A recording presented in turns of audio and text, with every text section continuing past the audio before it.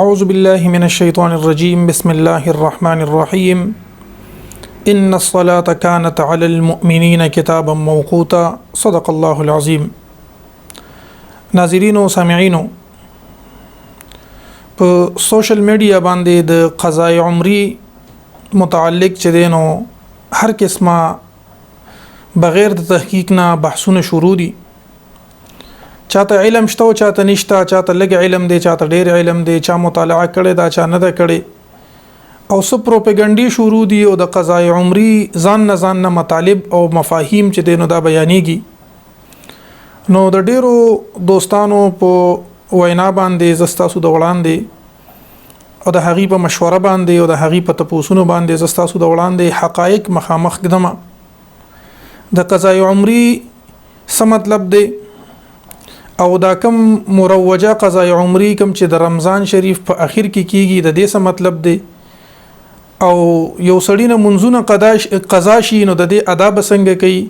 د دې طریقه او دا ټول حقایق زستاسو د وړاندې کړم. په خپل باندې به اندازه ولګي چې د رمضان شریف په اخر کې چې کم د قضا عمری یو منځ کیږي یا یو طریقه باندې منځونه کیږي د دې څه مطلب دی، او ځان له د لفظ د قضای عمری څه مطلب دی. ما د خپل تاسو سره چې کوم زما مخامخ یم او مخاطب یم نو دا ناسته ز په څو سوالاتو باندې تقسیموم. اول سوال دا دی چې ادا څه ته وي او قضا څه ته وي. بل سوال دا دی چې انسان منځونه قضا شي نو د کوم رکعتونو قضا په انسان باندې لازم ده. بل سوال دا دی چې قضای عمری څه ته ویل کیږي. بل سوال دا دی چې آیا په شریعت کې په دین کې داسې شارټ کټ طریقه شته دی چې انسان ډیر منځونه په یو ځای باندې د هغې نه بیغمه شي. او بل سوال پکې دا دی چې په شریعت کې د یو انسان نه منځونه قضا شي دا به په څه ترتیب باندې ادا کوي، یو منځ به کوي، دوه به کوي، څه ترتیب باندې په څه طریقه باندې دی به دا منځونه کوي، او آیا دا منځونه راګرځول دا چې کم قضا شوي دي دا په انسان باندې لازم دي او که لازم نه دي. او د دې خبرې نه وروسته بیا د رمضان شریف په اخر کې چې کوم د قضای عمری منځ کیږي نو د منځ څو صورتونه دا مروج دي. او بل سوال دا دی چې د دغه قضای عمری چې کوم منځ د رمضان په اخر کې کیږي د دې صحیح او حقيقي مطلب سره آیا چې عوام بیاني او داخله کې بیاني دغه مطلب دی، دغه مطلب په کتابونو کې دی، او کنه د دین علاوه د دې یو بل مقصد هغه چې دینو شته دی. دا پیدا کیږي چې د رمضان شریف په اخر کې چې کوم منځ کیږي نو دا خو یا یو منځ کیږي یا د 5 وختونو منځونو مطابق یو منځ کیږي، نو دته د قضای عمری دا نوم ولې ورکړی شوی دی. یعنی په کار د چې دته نفل ویلې وي یا ورته بل څه نوم غسته وي نو دته د قضای عمری دغه لفظ ولې ویل دي، یعنی وجه تسمیه د دغه یو منځو د دغه یو ورځې د منځونو قضای عمری وته ویل کیږي د دې وجه تسمیه زده. او بل سوال دا دی چې امام اهل سنت مجدد دین او ملت شاه احمد رضا خان علیه الرحمت الرحمن هغه په فتاوا رضویه شریف کې د یو روایت ذکر کړی دی، د هغه رد کړی دی، حالانکه د هغه رد په حقیقت کې دا مولا علی قاری صاحب رحمت الله علیه کړی دی، خو امام اهل سنت هم دغه رد چې دی نو د خپل فتاوا کې ذکر کړی دی. نو دغه رد او دغه ته بدعت ویل د دې څه معنا ده او څه مفهوم دی. او بل سوال او اخیری سوال دا دی چې دا کم په رمضان کې قضای عمری کیږي نو د دې طریقې کار او د دې نیت چې دینو دا په څه طریقه باندې وي. په دې موضوع د دغه سوالاتو جواباتو سره زه د تاسو ته مخامخ یم او ان شاء الله العزیز د دغه سوالاتو جواباتو حقایق دا بس تاسو د وړاندې کړم. په خپل باندې تاسو ته به چا د وینا ضرورت نه وي، په خپل به تاسو ته پته ولګي چې یو څه انسان نه منځونه قضا شي د دغه منځونو قضا په کومه طریقه باندې با خلاصي دل وي، دا په کومه طریقه باندې راګرځي، او د رمضان شریف په اخیری جمعه باندې چې کوم منځ کیږي د دې شریعه حیثیت ته کول یې پکار دي او کنه دی پکار کوسو کې او کې نو سچل به وشي او کوسو کې اون کې نو بیا بچ دینو څه خرابي لازم شي. او په اخره کې بزو د اغا سو بی بنیاد اعتراضاتو چې ما د خلکو نه اوریدلی دي چې هغه هیڅ بنیاد او هیڅ حیثیت نه لري، هغه اعتراضاتو به په یو 100 منټه کې تاسو ته جواب درکوم. زویم چې نور ډیر تاسو سوشل میډیا لټیم ورکوي دا یو کلیپ وره دا د خپل مرګرو سره شیر کې او خپل مرګري خصوصا د اهل سنت و جماعت چې کوم علما کوم طلبه کوم یاران دوستان اغي د سوشل میډیا باندې هغي دین او هغي د پیغام په خپل پیجونو باندې او په خپل ګروپونو کې مخکې چې دین اورسي چې دغه حقیقت عوامو ته واضح شي او خلکو ته چې دین د خبرې دا ټوله واقعیا معلوم شي. دوستانو اولنی سوال چې ادا څه ویل کیږي او قضا څه ویل کیږي نو د ادا او د قضا په باره کې د اصول فقه په کتابونو کې تفصیلی بحث او د هغه اقسام موجود دي. د منځ لپاره ادا او قضا څه وایي د دې آسان او ساده جواب دی چې هر کله یو منځ په خپل وخت مقرر کې په اوقات مقرره کې اوشي د ادا ویل کیږي او چې کله یو منځ په خپل مقرر وخت کې اونشي نو دیتا قضا ویل کیږي. بل سوال دا دی چې انسان به د کوم منځونو د کوم رکعاتونو قضا برا ګرځي.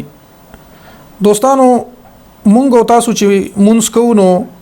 زمونږ تاسو منځ چې کوم سنت موکده او واجب او فرض دا په 12 رکعاتو باندې مشتمل دي. 12 پدې کې سنت موکده دي، 3 پدې کې ویتر دي او 19 پدې کې فرض دي. کوم چې 12 رکعاتونه سنت دي نو دغه سنت موکده او قضا راګرځول د په انسان باندې نشته دي. اگر چې دغه احادیث مبارکو کې دغه 12 رکعاتو د ادایګي په وخت کې چې کله قضا نه بلکې دا سړی کله ادا کوي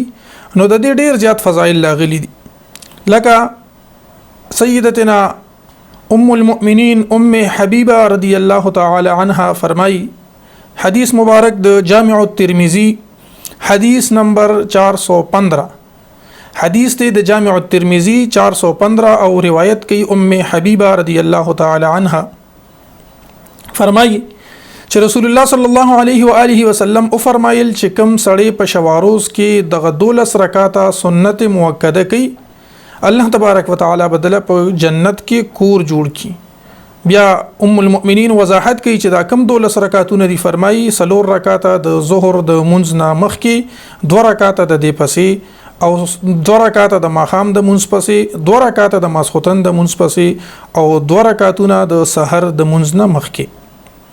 د دین علاوه د 12 رکعاتونو علاوه 10 رکعاته پاتې شو. 19 فرض دي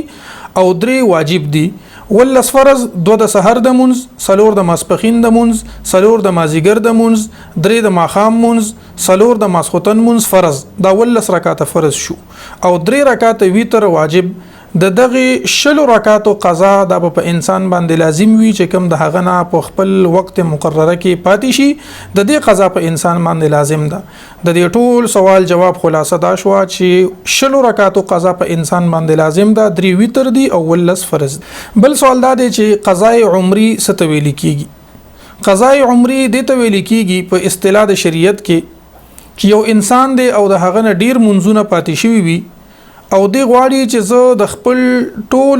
ټول عمر منځونه راوګرځوم نو د دغه منځونو راګرځولو ته قضای عمری ویل کیږي. او کوم چې د رمضان د اخر د قضای عمری معنا ده نو هغه رستو په خپل سوال په جواب کې وضاحت را روان دي. بل سوال دا و چې آیا په شریعت کې داسې اسانه طریقه او شارټ کټ چې دی نو هغه په دین کې موجود دی چې سړی یو منځو کې او ډیر منځونه ورته معاف شي. د دې جواب دا دی رونو د قرآن مجید په احادیث مبارکو کې بلکې د شریعت په هیڅ یو ځای کې چرته داسې یو روایت داسې یو قول موجود نه دی چې د یو منځ په بدل کې تا ډیر منځونه معاف شي یا داسې یو شارټ کټ طریقه وي چې ته هغه طریقو کې او تا ډیر منځونه چې دی معاف شي. په شریعت کې نه په قرآن کې نه په حدیث کې نه د ائمه په اقوالو کې په هیڅ یو ځای کې د دې هیڅ تصور نشته دی. دوستانو انسان به قضا منځونه څنګه کوي نو چې کله یو انسان نه منځ قضا شي د ته څنګه د منځ را یاد شي نو فل فور د دې د خپل منځ قضا را وګرځي. په دې ضمن کې صحیح البخاری حدیث نمبر 597 میں سیدنا انس ابن مالک رضی الله تعالی عنہ د دې راوی دی فرمایي چې نبی کریم صلی الله علیه و آله وسلم فرمایلی دي ک تاسو کې د یو سړی نه مونږ هیر شي نو چې څنګه د مونږ رایات شي نو فل فور د هغه ادایګي وکي. یو طریقه خدا شو. بل حدیث د سنن نسائی حدیث نمبر 615 سیدنا انس رضی الله تعالی عنہ د دې راوی دی فرمایي چې د نبی کریم صلی الله علیه و آله وسلم نه تاسو شو چې یو سړی اوده دی یا د مونږ نه غافل دی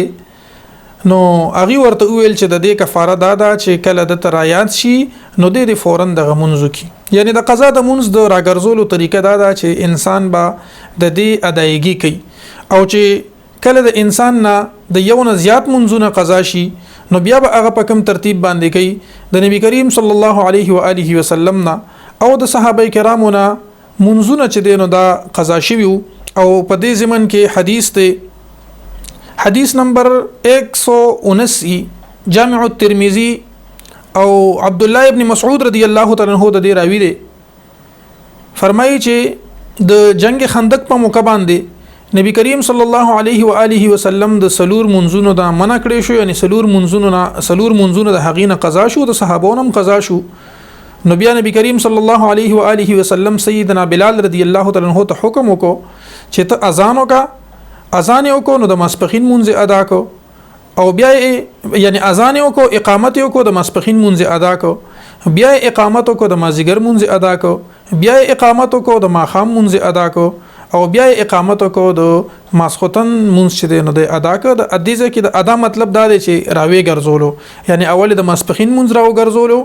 بیا اقامت کو د مازیګر مونږ راو ګرځولو بیا اقامت کو د ماخام مونږ راو ګرځولو او بیا اقامت کو د ماسختن مونږ راو ګرځولو ورونو د دې حدیث مبارکونه د غدریو احادیثونه دا خبره ازهر من الشمس شو دا خبره بالکل ښکارا شو بالکل پدې کې دورای نشتا هیڅ یو خبره پکې نشتا چې کچرته د یو انسان منز قضا شو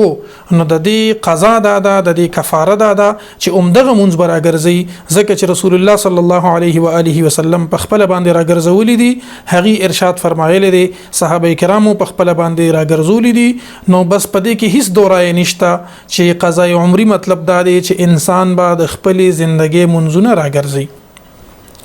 یو انسان دی د ډیر منزونه قضا شوی دي نو دی به ډیرو منځونو سره سکی د بعض خلکو دا خیال لري چې ډیر منځونه چانه قضا شوی نو اب توبه وباسي نو په دې توبه باندې به الله تعالی د معاف کی. ورونو دا خبره د توبې چې دینو د آخرت سره تعلق ساتي په دنیا کې د ذمہ نه فارغيږي. امام بخاری په صحیح البخاری کې د ابراهیم نخعی قول ذکر کوي فرمایي چې یو سړی ته د شلو کالو منځونه پاتې وي نو دی به د غشلو کالو منځونه د قضا د بدی وروړي او قضا براګرځي. د دې لپاره طریقه بسوي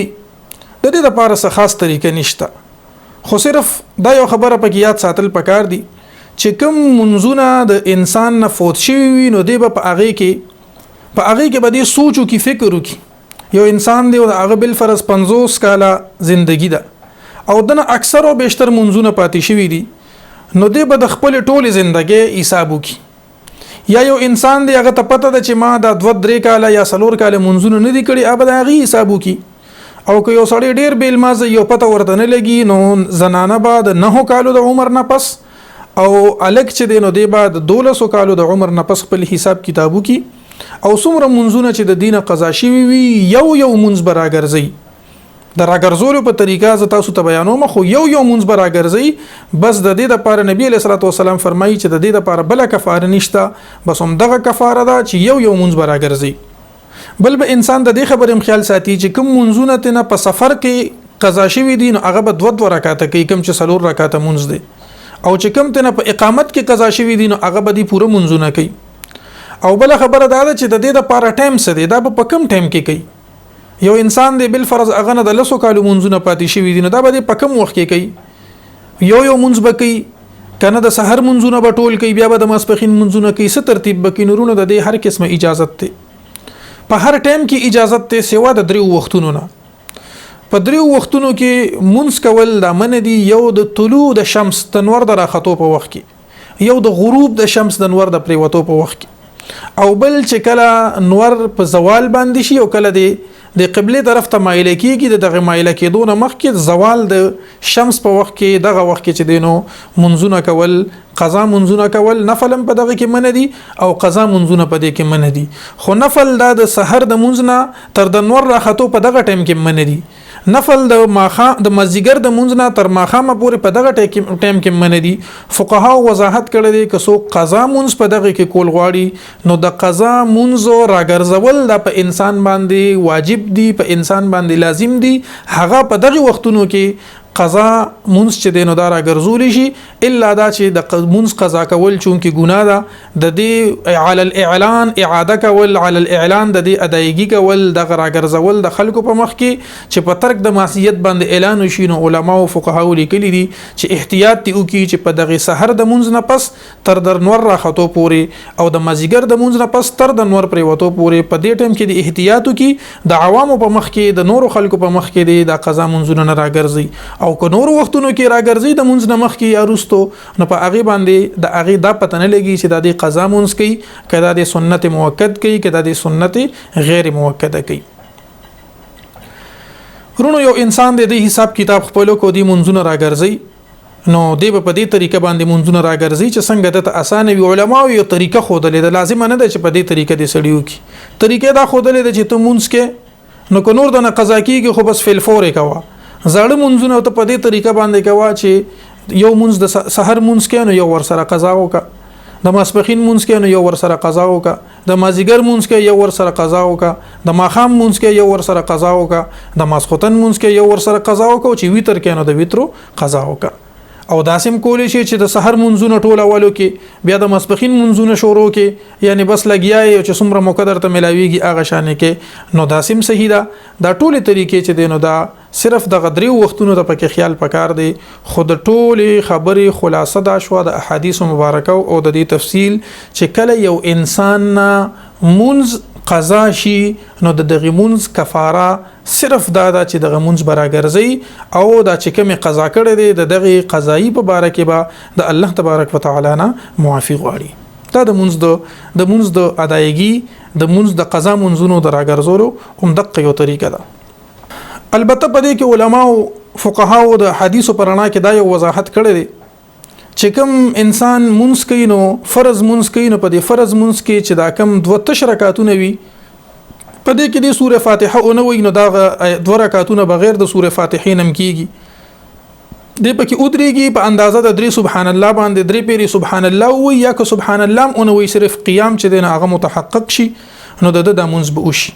بل دا چې کدي رکوع او سجدي لذي چونکه منځونه د تډیر دي نو دغه یو اساني پکې دی کولی شي چې پر رکوع کې یو پیر سبحان ربي العظیم وي او په سجده کې یو پیر سبحان ربي الاعلى وي بد د منځ ټیک شي په دې شرط باندې چې کله دی رکوع ته ټیټ شي نو سبحان ربي العظیم د غسین او د اخیری میم د بد رکوع په حالت کې وي دا نه چې بس ورزي او بیا سبحان ربي العظیم ویلی وي او چې کله سجده لړ شي او په سجده کې د خپل اندامونه برابر کیږي نو په هغه وخت کې به دی سبحان ربي الاعلى وي د سبحان ربي الاعلى د غسین او د اعلى د اخیری لفظ د اخیری حرف د بد سجده په حالت کې وي د قضا منځونو دراګرځولو طریقه شو بل دوستانو دا کم انسان نه چې ډیر منځونه فوت شي وي د بنیت څنګه کوي د نیتم فقها کرامو خودلې دي چې د ته پته نه لګي چې زه د کم یو سحر منځ کوم نو د بداسه نیت کوي اصل کې خو نیت ویل کیږي د زړه اراده ته خو چې په خلی باندې وي نو د خلی د الفاظ او د زړه اراده د یو بل سره بالکل یو شان شي په خلی باندې نیت د دې د پاره ویل پکار دی وګرنه کچا او نه وي نو ضروري نه ده داسې به وي نیت مې وکړه د اخلاصا 2 رکعات فرض د اولنی سحر اوس د ته پته نشته چې زما اولنی سحر کم یو معنی قضا شوی دی خو الله ته خو علم دی یا بدسي وي چې نیت مې وکړه د زړه د اخلاصا 2 رکعات فرض د اخیرنی سحر نو د په دې طریقه باندې یعنی د تبل فرض د شلو روزو منځونه پاتې دي او د دې ځنه شروع شو د دې ځنه د وی چې نیت مې وکړه د اخلاص 2 رکعات فرض د اولنی سحر نو د منستنه لاړو چې بل راز بیا نیت کوي بیا به د قشان وي نو اولنی سحر بیا دادي په درې مرز چې بیا مونږ کوي بیا به د قشانتي وي نه بیا دادي نو دی به دغه شانتي په خپل نیت کې او په خپل زړه کې بداوي په خپل خپل باندې بمداوي چې د ماسپخین مونږ کې نو نیت مې وکړه د اخلاص 3 رکعات فرض د اول ماسپخین یا د اخر ماسپخین یا د اول مازیګر یا د اخر مازیګر په دې طریقه باندې به نیت کوي ان شاء الله العزیز د چې کوم قضا منځونه دي د هغه ادایګي او د هغه راګرځیدل دا بچ دینه دا په دې طریقه باندې وشي. بل سوال دا دی چې په رمضان کې په دې رمضان په میاشت کې چې په اخیره جمعه باندې کوم قضا عمري منځونه کیږي د دې څو صورتونه دي څو طریقې دي. حال د دې دوه صورتونه دوه طریقې دي. بعضی ځینو کې د بعضی کسانو طریقې کار دی چې هغه په اخیره جمعه باندې 3 رکعات نفل کوي او دغه 3 رکعات نفل کوي او بس هغه نه پس دعا وکي دغه منځ د قضا عمري ویل کیږي. دغه موقف دی چې مونږ د دې نفل هرگز دا مطلب نه بیانو چې ګنې دا منځ دیو کو نو ټول عمر منځونه درته معاف شو، بلکې د هغه موقف دی ور چې کوم دغه خلکو دا چې کوم 3 رکعات نفل کوي او دی کوم موقف بیانې مونږ به د هغه موقف اورو. توجیه القائل بما لا يرضى قائله ولا خبر بنکو. هغه موقف داده کوم خلک چې د جمعې د منځ نه پس په اخیری جمعه باندې 3 رکعات نفل کوي د هغه موقف داده چې مونږ دا 3 رکعات نفل کوو که زمونږ په منځونو کې کمې بشي راغلي وي نو چې دغه کمې بشي په عوض کې الله تبارک وتعالى زمونږ نه دا نفل قبول کړي. اوس دا سوال کیږي چې آیا د دې په شریعت کې څه دلیل شته، د دې په شریعت کې څه حیثیت شته چې ته نفل وکي او بیا دا نفل په دین نیت باندې وکي چې زما په فرضو کې څه کمی بشي وي نو الله تبارک وتعالى دې دا په هغه کې قبول کړي یا د هغه د پاره جبیره وګرځي یا د هغه د پاره پټه وګرځي یا د هغه د نقصان او د هغه د کمی د پاره د ازاله وګرځي. آیا د دې په شریعت کې څه ثبوت شته دی؟ دغه کسانو موقف دا دی چې آو چې کله یو انسان په دې دنیا کې نفل وکي او په ورځ د قیامت باندې کله د هغه حساب کتاب کیږي او هغه ته په حساب کتاب په فرضو کې نقصان راشي، اولنې چې انسان سره حساب کتاب کیږي د د منځ کیږي او چې کله د منځ حساب کتاب کیږي او د په فرضو کې څه کمی راشي نو الله تبارک وتعالى به تاسو کې د فرشتونه چې د نفل عبادت شته دی او کنيشته دی که نفل عبادت وي نو دغه عبادت به ورته الله تبارک وتعالى په فرضو کې حساب کې دلیل یې سدي دلیل یې صحیح احادیث دي 3 احادیث. یو حدیث سنن ابن ماجه حدیث نمبر 1425 سنن ابن ماجه حدیث نمبر 1426 سنن نسائی حدیث نمبر 466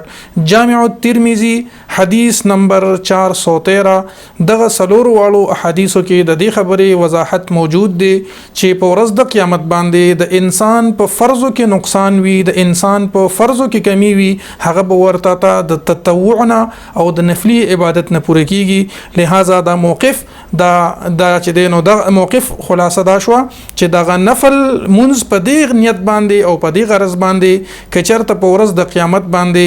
دغه فرایضو کې کمی راشي نو چې دغه نوافل د هغه د پاره یو قسم پټه او جبیره او د هغه د کمی او د نقصان د پوره کولو او د هغه ازاله چې دینو دا وګرځي. دا مطلب یې هرگز نه دی چې انسان د ټول عمر عیش کوي، انسان د منځونه نه کوي او بیا د رمضان په اخر کې 3 رکعات وکړي د سره بټول منځونه معاف شي. نه دا مطلب او دا موقف دا هرگز نه دی. بیا بل سوال کیږي چې خدای تاسو د جمعې په ورځ باندې په د اخیری جمعه باندې ولې کوي، په نور ورځو کې وکي، په نور ورځو کې نفلونه کوي، ضروری ده چې د رمضان شریف په د اخر کې په دې کې چې دین د 3 رکعات نفل کوي نو د هغه موقف دادي د دغه خلکو موقف دادي چې په نور وختونو کې مونږ نفلونه کوو، په نور وختونو کې مرته جایز وایو، په نور وختونو کې مونږ نوافل او سنت زواید د په دې معنا باندې او په دې مفهوم باندې کوو چې کچرته زمونږ په فرایضو کې کمی وي نو دا به د هغه په ځای باندې پکار راشي. خو چون کې د مسلم شریف د حدیث مطابق 2788 نمبر حدیث دغه حدیث مطابق د عائشہ بیبي د روایت مطابق نبی کریم صلی الله علیه و آله وسلم با د رمضان کریم په د اخیری لسو شپو کې ډیر په مهنت سره عبادت کولو. حدیث صحیح مسلم 2788 روایت د سیدتنا ام المؤمنین سیدتنا عائشہ صدیقہ رضی الله تعالی عنها. نو فضیلت دغه خبرم شو، فضیلت د روزیم شو، فضیلت د اخیری عشریم شو او فضیلت د جمعې مبارک د ورځم شو او فضیلت د جمعه الوداع شو او فضیلت د دې خبرې شو چې نفل الله تبارک وتعالى په رمضان کې اسم په فرض باندې دا قبلی او فرض دا یو په او یو باندې بدلی نو د دغه خصوصیاتو د وجنا د نفل سلور رکعات کیږي او دا نفل به الله تبارک وتعالى کچرته انسان په عمل نامه کې کمی به شي نو دا ورته الله تبارک وتعالى په فرضو کې چې دینو هغه بدلی. دغه سلور حدیث مبارک او حواله سنن ابن ماجه حدیث نمبر 1425 1426 سنن نسائی حدیث نمبر 466 جامع الترمذی حدیث نمبر 413. ورونو دا هغه کسانو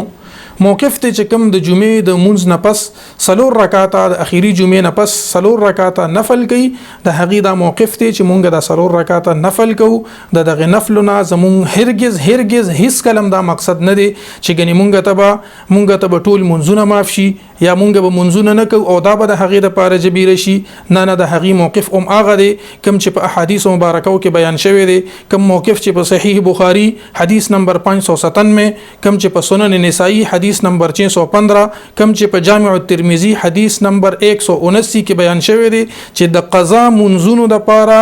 د هغې قضا به ال کېږي چې کله د دې د راوګرځول شي د هر یو منځ ځان له راګرځول لکه څنګه چې رسول الله صلی الله علیه و آله وسلم او د صحابه کرامو نه ثابت دي. دا موقف علی الاعلان د هغې واضح دی چې د قضا د ادایګۍ د پاره د قضا د راوړلو د پاره بل یو لار نشته، بل یو آپشن نشته دی. آپشن او لار دغه ده کوم چې رسول الله صلی الله علیه وسلم خودلې ده، کوم چې په صحیح الاسناد احادیثو کې ذکر ده او دغه نفل چې کوي دام دغه سلور احادیثو پرانا کې چې رسول الله صلی الله علیه و آله وسلم فرمایلی دي چې رب تعالی به فرشتو ته په ورځ د قیامت باندې وي چې زما د بنده سره وګوره فرایض حکم دي، وګوره د سره چې نفلی صلات شته که نشته، که نفلی صلات او نفلی منځ د سره وي نو د فرض منځونو تلافی ده به د نفل نه وشي. سبحان الله وبحمده سبحان الله العظیم وبحمده استغفر الله. ورونو یو صورت خدا شو.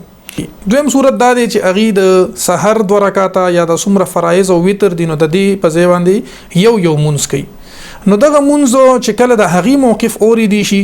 اوس د ځانه مونږ هر څه وایو نو د هغې توجیه او د هغې چې کم قائل او کم د هغې کوونکي کوم خبره کوي هغې ته به توجه ورکول پکاري. د هغې موقف دا دی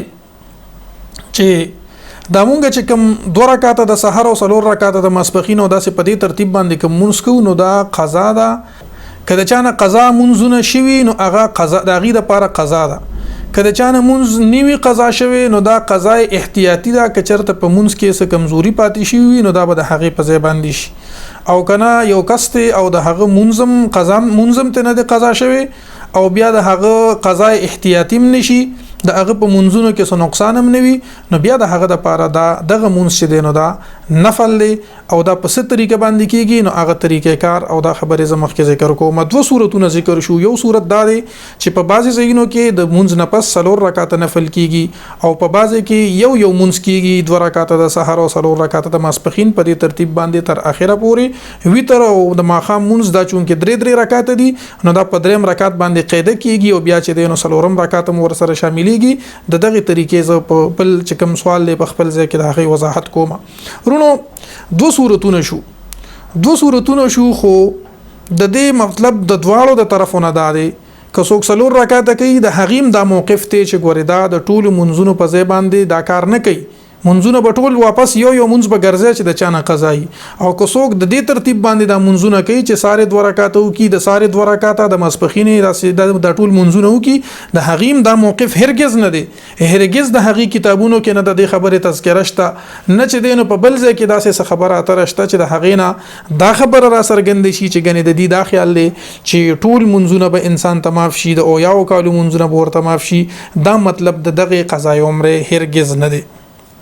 سوال پیدا کیږي او ما تاسو ته مخکې مو چې دا سوال به هم کوو چې د دې مطلب د یو صورت والا د یو کس خلک هم وي د یو ګروپ خلک هم وي چې د دې مطلب دا نه دی چې ټول عمر منځونه پې راګرځي او د دې بل نورو کسانو موقف هم دا نه دی چې د ټول عمر منځونه پې راګرځي. نو بیا د قضای عمرې په کومه خبره باندې ویل کیږي ځکه چې قضای عمرې خو دې ته ویل کیږي چې د ټول عمر منځونه قضا راګرځول دې ته قضای عمرې ویل کیږي. نو دې صورتونو ته بیا قضای عمرې په څه وجه باندې ویل کیږي؟ ورونو د دې جواب دا دی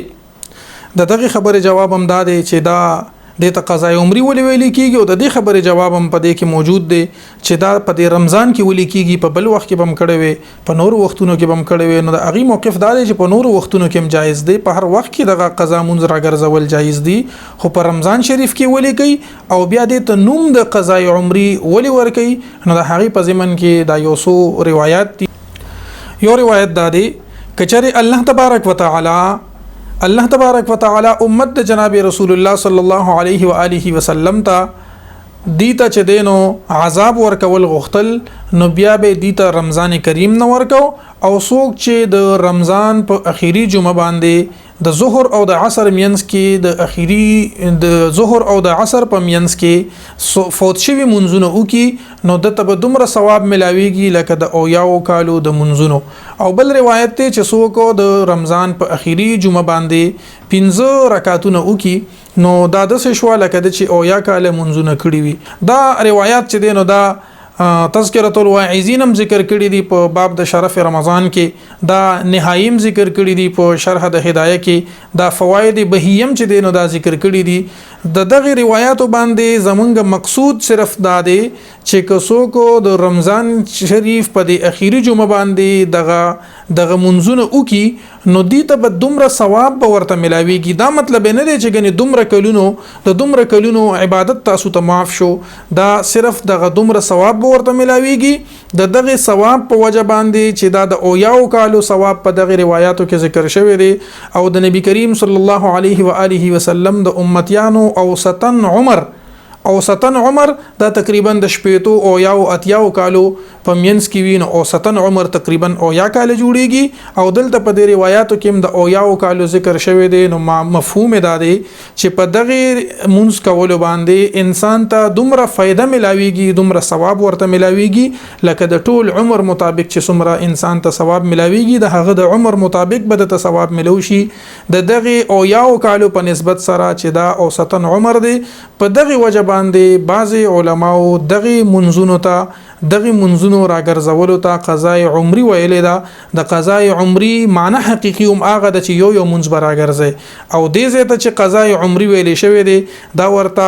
اضافه لادنى ملابسه د وجنه ورته ویلې شوی دی یعنی یو سړی په لار باندې رواني او چرته شل کال مخکې په یو کالج کې سبق ویلي او چې کله په لار رواني نو بیا خپل بچو ته خپل مشرانو کشرانو ته وای دا زمونږ کالجو دا زما کالجو نو دا خو ستا کالج نو په دې کې خو 1300 کسان اوس دی او 1300 پکې مخ کې دي دا صرف د پوی د پاره وایم چې یو معمولی اضافت او نسبت راشي دی او زې سره د ته په عربي ژبه کې وای اضافه لادنى ملابسه د دې ته وجنه یو سیستم ویل کېږي د په شریعت کې په زرګونو مثالونه موجود دي نو که صرف نوم ورته د قضاء عمرې د موقف ټول بیانې د شریعت کدا موقف صحیح عموما لشي نو د حدیثو د صحیح حدیثو مخالفت راځي لہذا دا موقف دا نه دغه دواړو چې کوم د قضاء عمرې دغه یو منسکی یا د جمعې په ورځ کوم منسکی نه د دې موقف ته نه دا موقف بیانول پکار دي که څوک دا موقف د خپل ځان نه بیانې د صحیح احادیث مخالفت ته لہذا دغه موقف د بیانولو نه بالکل ځان بچ ساتل پکار دي اوس به یو کس دا وي چې خدا خو د اویاو کالو د عمر تذکره خو پکې راغله نو ما مخکې عرض وکړو چې دغه اویاو کلونو مطلب دا نه دی چې په اویا کال باندې دته چې دینو د اویاو کالو عبادتونه معاف شو بلکې دته فضیلت او شرافت چې دینو دا ملو شو او ممکنه ده چې د رمضان کریم او بیا د اخیری عشره او بیا د جمعه الوداع چې کوم برکات دي د رمضان شریف چې کوم برکات دي نو الله تبارک وتعالى د رحمت نه بعید نه ده چې الله تبارک وتعالى په انسان باندې خپل فضل او کرم وکي او هغه ته د اویاو کالو د منځونو ثواب وته ورکی خود دې به هرگز دا مطلب نوي چې انسان ته د اویاو کالو منځونه معاف شو ځکه چې ليله القدر خير من 1000 شهر نو که پدیش په باندې څوک منځو کی نو دته د 1000 میاشتو ثواب ملاويږي دا مطلب بالکل نه دی چې اوس به 1000 میاشتې یعنی 83 سال او 4 میاشتې به د منځونه نه کوي یا حدیث مبارک مضمون دی نبی علیہ الصلوۃ والسلام فرمایي چې زما په جمعات کې په مسجد نبوي کې منځو کو نو دته بچ دینو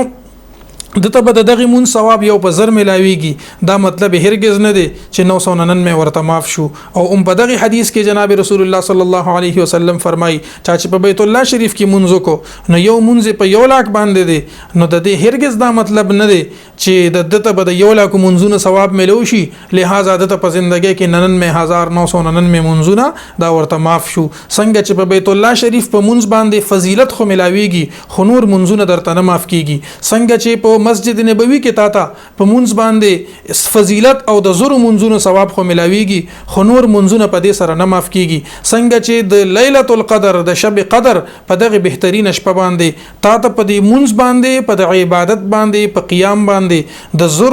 د زرو میاشتو د عبادتو ثواب ملاويږي خوستانه د دغه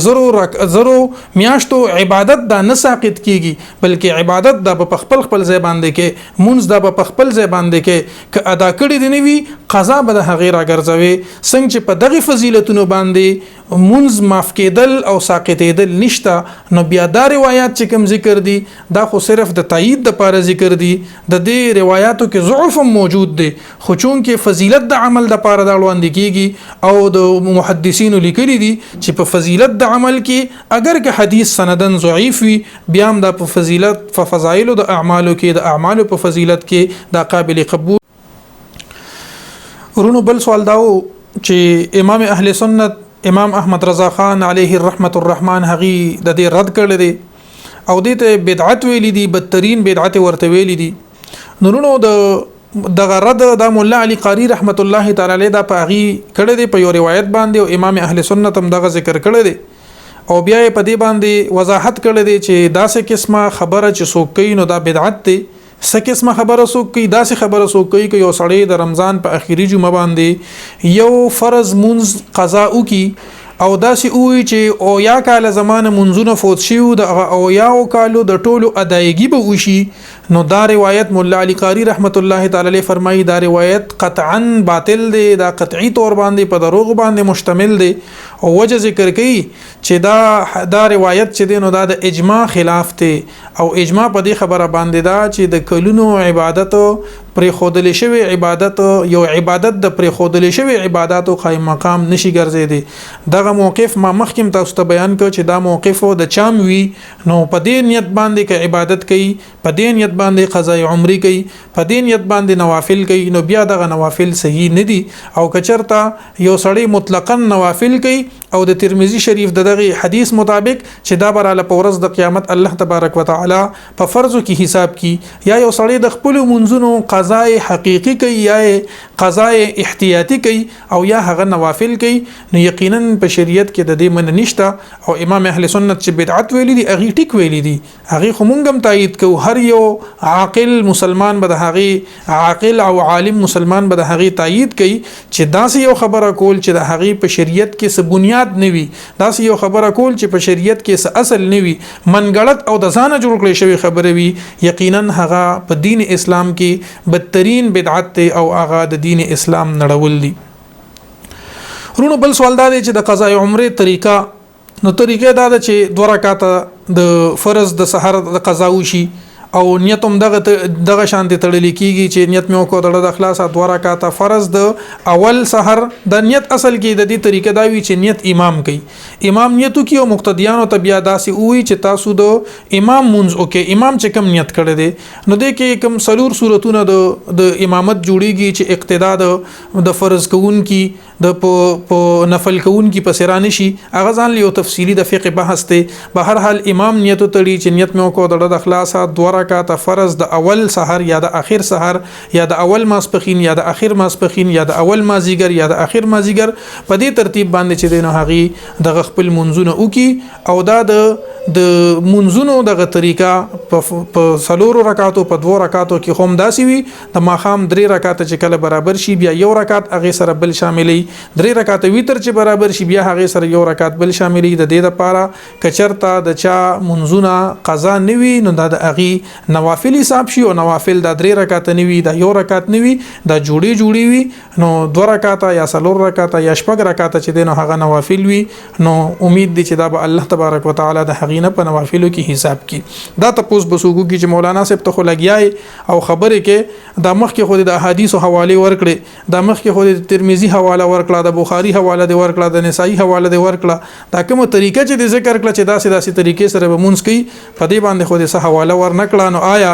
دا خبره چا لیکلې ده او کنه د لیکلې آیا د قضا عمره د غیر رمضان په اخیری جمعه باندې چې دا کوم مونږ کیږي دا طریقه دا چرته په کتابونو کې موجوده ده او که موجوده نه ده نو اورونو دا په کتابونو کې موجوده ده زه به تاسو ته د تفصیل لپاره د کتاب نوم او خیمه فل حال چې کوم کسانو په دې باندې کار کړی دی او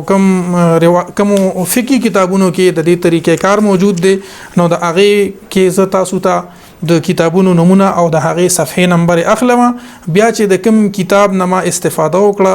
او د نور احادیث مبارکه ما راغون کړلو هغه نمبر ما تاسو ته په ویډیو کې په سکرین باندې اوخولې د هغه سکرین شاټ مې د احادیث تاسو ته په سکرین باندې اوخودل او دا کوم چې په فقہ کې کومه طریقه ده نو د دې د تصویرم زه تاسو ته خیمه چې د کوم کتابونو کم صفحات دي دا هم تاسو په خپل سکرین باندې وګورئ د خبرې خو خالی ذهن شي ذهن خالی کې وویره ک په دغه نفل کولو کې درته فایده ښکاری وی کې کچا اوکل نو ثواب به ورته ملاويږي او کچا اونکل نو یو نفلی عبادت ته سپدی باندې سو کافر کیږي نه کچا اوکل نو اغم س د جنت مرغه ته نه جوړیږي چې بس د جنت مرغه شو او کچا اونکل نو اغم چې دینو په دې باندې کافر کیږي نه بلکې یو نفلی عبادت ته کچا اوکو ثواب به ورته ملوشي او کچا اونکو نو هغه په دې باندې سو ګناګاریږي نه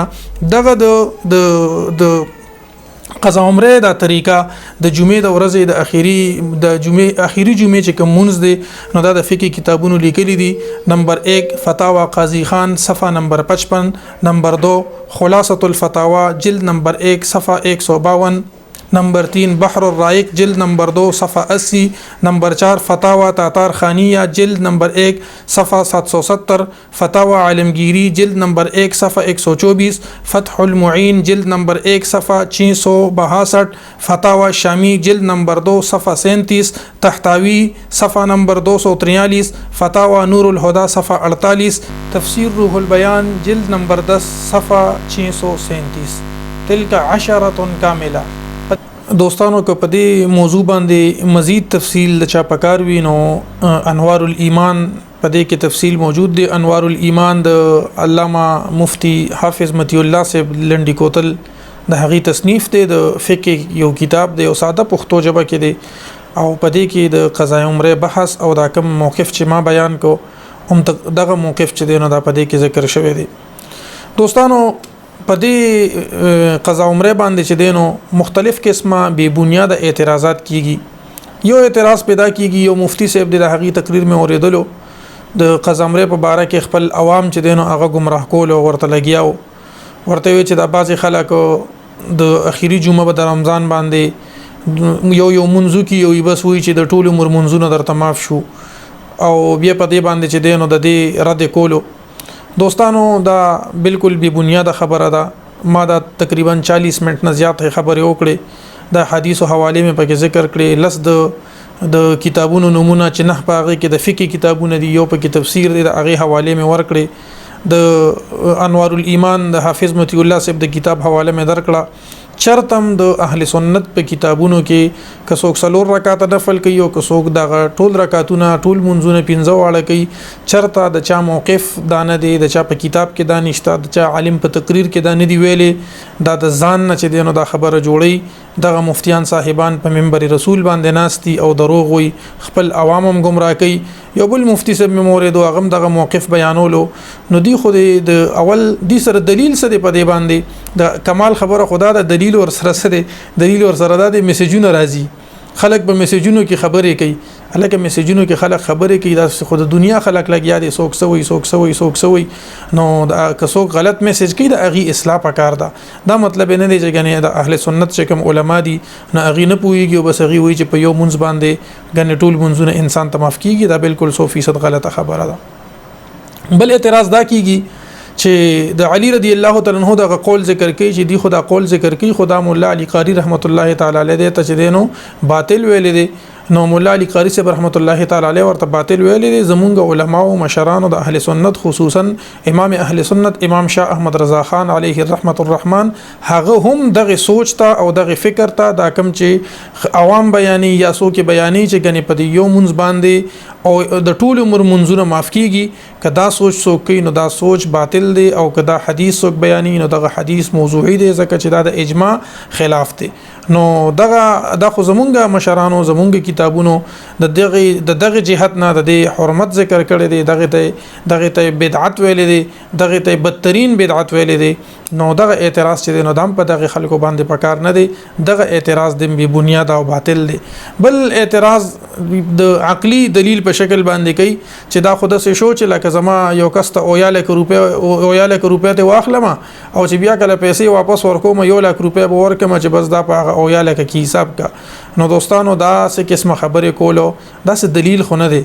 دا خو چې دینو د خبرې نه تختیدل دي او دا خو اسی عوام ولسترګي تورول دي اسی عوام دوک کول دي ولې د ليله القدر د شپې عبادت چې دینو د یو شپې عبادت د هزارو میاشتو برابر دي نو دا د پیسو سره خصوص نه حسابي د پیسو معاملات ځان لدی د ثواب معاملات چې دینو هغه ځان لدی نو لہذا د یو سیس قیاس په بل باندې د خپل عوامو د دوک کولو د پاره دا پکار نه دي بلکې خپل عوامو ته حقایق خود الغواړي چې دی خو نفل کوي دا څوک چې سلور رکعات کوي دی نفل کوي او د جامع الترمذی د حدیث مطابق د نفل دا بول الله تبارک وتعالى په فرض کې شماري کې په فرض کې نقصان وي او دا کم کسان چې قضا مونږ کوي نو دا خودي قضا مونږونه کوي په قضا چې دینو د قضا په شریعت کې خو سمره نه راغلي او قضا د چا نه نیوي شوی اغي قضا احتیاطي کوي او قضا احتیاطي نه وي نو نفل وي او که بیا دیم دا خبره خو خني نو د فقه کتابونو حواله د تاسو ته ذکر شوی دا په خپل باندې وګورو صحیح خبره چې دینو د علماء ته بیان کا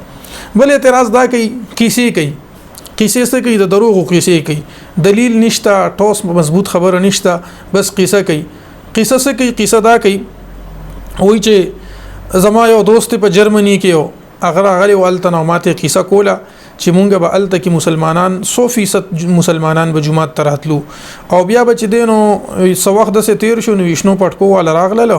او شنو پټکو ول وی چې څوک د جمعې پر ورځ باندې دا یو د قزامره منځو کې نو ټول منځونه ورته معاف کیږي وی اوس چې دینو جمعه ته څوک ناراضي 2% کسانم وی جمعه ته ناراضي وی جمعه د غشان پروت ته هاذا باطل محض هاذا بهتان عظیم دا بهتان عظیم دی شنو پټکو ول څوک تیزه درته او خې مشنو پټکو والا یو عالمگیر تحریک ته د دعوت اسلامی په نوم باندې د اغي خپل چینل دي د اغي خپل یو حساب کتاب دی کتابونه چاپ کوي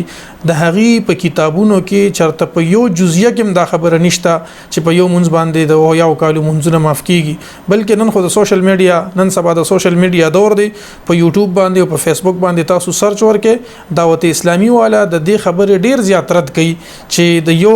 یو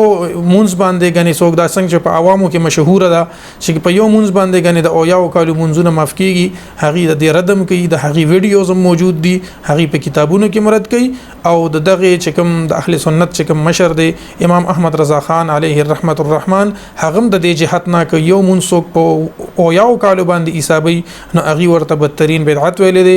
نو داسې قسمه اعتراضات په دې ورځو کې ډیر چې دینو کېږي د جمعې تقریرونه په خپل علما پوره کوي دغه بعض علما په خپل تقریرونه پوره کوي او په منبرونو باندې خلک دوک کوي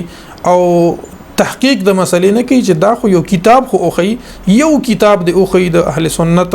دا کم کسان چې قضا عمری کوي د دې یو کتاب اوخی یو عالم د اوخی سوق د داسې اوخی چې هغه داسې ویلی وی چې او په یو منځ باندې او یا کالو منځونه تا تماف شو منځونه مکوا بس د رمضان په اخر کې دا یو منځ کوا دا په اهل سنت په علماو باندې په قضا عمری د غمونس کول باندې دا بهتان دی الله تبارک وتعالى دې د غټولو ته هدایت نصیب کړي او الله تبارک وتعالى دې زمونږه په وخت مقرره باندې چې کوم منځونه په مونږ باندې فرض دي الله دې مونږ ته په وخت مقرره کې د جمع سره د ادا کولو توفیق را نصیب کړي او کچرته زمونږ نه قضام شي الله دې قضا کوي نه خو که قضا شي الله تبارک وتعالى دې مونږ له د هغې د زر راګرځولو توفیق را نصیب کړي او چې کوم کسان د جمعې په ورځ باندې دغه عبادت کوي دغه نفل کوي یا دغه یو مونږ کوي نو د شریعت خبر ډیر اوږدیږي وګرنه د شریعت په حواله سره د شریعت پرانا کې د دې مناکول چې دین دا هم صحیح نه دي الله تبارک وتعالى دې مونږ او تاسو د خپل محبوب جناب محمد رسول الله صلی الله علیه و آله وسلم په تعلیمات باندې او د هغې په سنت باندې روا او دوا وساتي او الله تبارک وتعالى دې زمونږ او تاسو حامی او ناصر شي واخر دعوانا ان الحمد لله رب العالمین.